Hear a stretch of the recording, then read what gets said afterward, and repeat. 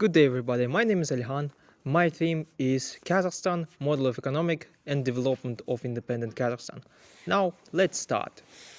So, the history of the development of economy of modern Kazakhstan begins with the 90s, namely since the collapse of the USSR. In the early 90s, the market of the post-Soviet space was a couple mess, and in order to cope with the economic situation, the government decided to switch from a planned economy to a market economy. And the first thing the government did during such a period was to stabilize the economic situation, namely the creation of its own currency, its treasury, and as a result, denationalization. A mixed type of economy was created which currently produces more than 70% of the economy's GDP. I'm getting ahead of myself. At the same time, the formation of the regulation framework was completed, and a more or less stable situation in the field of finances was achieved. However, there was a downsides to all these practice. For example, the first stage of reforms since 1992 to 1993 due to the privatization and unprecedented increase in inflation and depreciation of the savings of population. At the same time, oligarchs began to appear.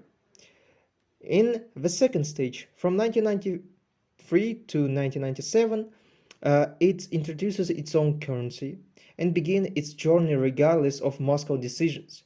Various rules and codes began to appear.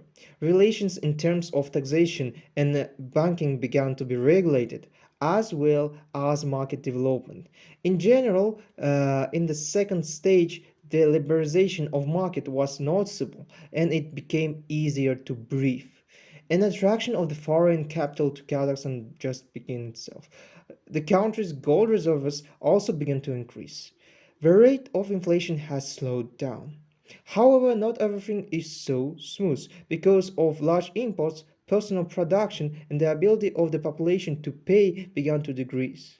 The difference between the more financially secure and the less well off was 30 times, while according to the world standard it should not have exceeded 10. What happened then? How did the situation develop further? Well, for further strengthening of the country and stable development with the realization of the dormant potential of country, a new development program, Kazakhstan 2030, was developed, consisting of 7 points of the country's future development. First is national security. Second, political stability and consolidation of society. Third, economic growth based on an open market economy. Fourth, health, education, and well-being of citizens. Fifth, energy resources. Sixth, infrastructure. And seventh, professional state.